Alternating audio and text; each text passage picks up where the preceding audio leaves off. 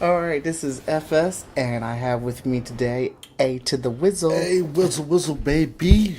in the building, and today we're going to be reviewing Bloodborne. This is actually going to be our full out review on the game.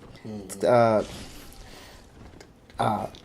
Ridiculous, can I say, to describe It it at is first? brutal beyond all comprehension.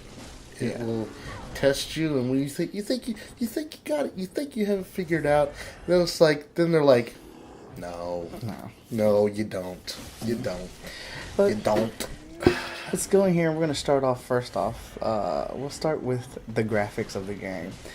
And I can say there's only one other game that looks better than this game, and that's The Order. And The Order, I would agree with Alex's statement, is the best looking current generation game on Xbox One and PlayStation 4. Yeah, I mean, just all the textures, the lighting. There's a really high contrast in the shading, and just the way like the fur, like on the lichens right there, Yeah. and just like the way, like the grass. Like right now, I'm in the Forbidden Woods, and it's literally I can barely see a thing because there's just so much foliage and there's so much life in these worlds that they're building, and like it I mean, all look at comes that, through in the graphics. fire right there and the Yeah. smoke that's coming up from the sewer. And I love the way the just look at the coat, like the way the all the fabric flows off of the body. It feels like there's weight to their clothing. There's Yeah. weight to everything. It actually, like, it feels like the clothing in the game has its own, like, own formula it has to follow. Like, it doesn't have an animation. I was really impressed with how the blood splatters and, you get soaked on here completely. Yeah. Like how this dude's cloak is moving on him when he's spinning, and the weight within the characters. I mean, because this dude is massive.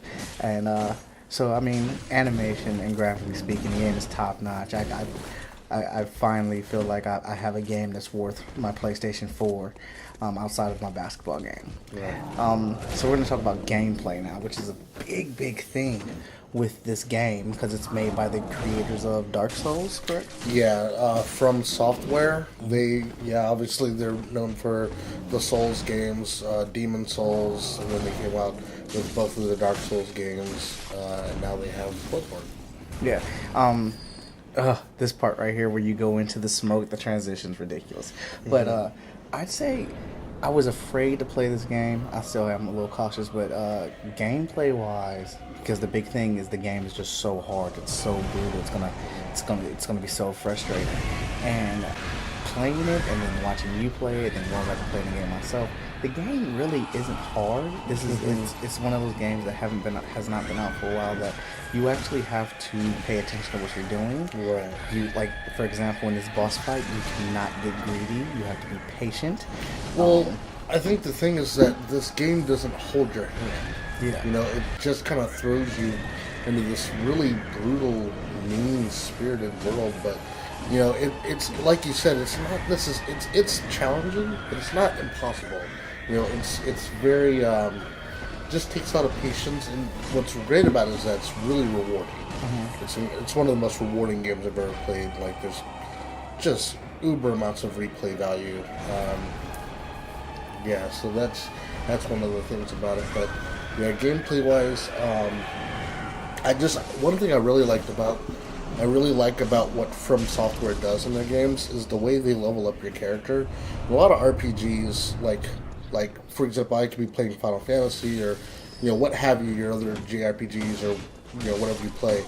When you level up, usually you have to grind and grind and grind and grind until you start to see some type of noticeable difference in the way you hit your characters and stuff like that. So that's a good point, because now we're looking at the screens for leveling up and the store for buying things. This is like one of those games where you literally only get like 1 point, depending on how hard you play the game, but you only get, in the beginning 1 or 2 points, and you really have to strategize how you're going to lay those points out strategically. And like you said, the game does throw you into the mix. There's not a lot of explanation. There's not a lot of direction. There's no tutorials. There's no walkthroughs or anything like that. Like how games will normally, like, you'll get a little trial run and then say this is how you do it. No. No. It's like you are a giraffe and you have to learn how to walk, Yeah. or the lions are going to get you. Oh, they'll eat you time and time again. It's brutal. But back to what I was saying about leveling up is that I really like the fact that when you do level up, it's noticeable. I'm noticeably stronger. I noticeably have more health. What's really cool is you can also level up your weapons by basically how you do that is you have to find something called blood shards. You go around in the game and you can't really until you get to a certain part. I actually was able to buy it in the what's it called? I'm just gonna draw a blank. It's the not The that bath. It's not like the bath one, but the other one that requires the insight. Yeah, you can eventually start to buy blood shards, but as you level up, you start to need twin blood shards, and so on and so forth. But usually, you just find them in the game, and then you have to spend a couple of blood echoes along with those blood shards, and then you can level up your weapons as well. But and a lot of this stuff here, you're just going to have to play the game and figure out what the stuff does. It's a lot of trial and error. I mean, you can look it up on Google if you want. I mean, there's some stuff that you've tipped me onto to tell me what it does, and watching you play, hey, that right there, what you just picked up, is your blood echoes, in case you did not know. That's how they look when they're not picked up by an adversary. And for those of you who haven't played the game or people who are familiar with the Souls games, those are essentially the equivalent of your souls. You know, as you kill people, you collect more souls, or in this case, blood echoes. And then as you collect more, you can use to level up, buy stuff, obviously. And then if you die, you can go back and retrieve them if you don't die on the way getting back to them.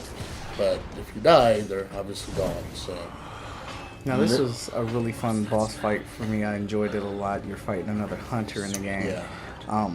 Died the first time I fought him, so that's coming up here in a Oh, little bit. you'll always die the first. You're never gonna. There's never gonna be a situation where you beat it the first time around. This part I thought was really cool that's happening because you accidentally discover moves in the game that you didn't realize were there. Like this move coming up, I rip out the guy's throat with my hand, and it was just a devastating move. Got a lot of coming up here. Here. Right here, and it looks like it's a counter. You shoot him right before he attacks, and it's coming up right now. Nope. Now There it is. he drops to his knees, and you just Yoink. It's ridiculous.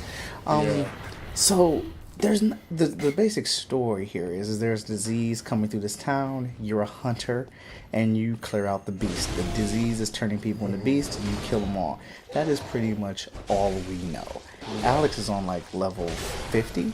I'm level 48. Level 48. I'm level 24, and there's been people locked in their little rooms and stuff. They won't come out, but this really isn't. I'm very interested to know what the story is, but this is really a gameplay type of game. Yeah, I mean there is a story. As I played a little bit more of it, there are a little bit more cutscenes that kind of lend some idea. There was a cutscene that happened after I beat the fourth. Well, yeah, it was the fourth boss I beat called Vicar Amelia, and it was this giant like. She was a priestess in this church cathedral, and then like she turned out. But anyway, like after that, there was a cutscene. I still didn't know what was going on, but kind of added more to the story. And I'd just like to say the production value of this game is freaking ridiculous. It's through the roof. Just phenomenal. I'm going to have to recommend Bloodborne. Yeah, definitely high recommendation. Yeah, you can see those are the scores right there. Pick it up. It's a true next-gen game. And be ready to be frustrated. You're not going to get it right off bat. Right.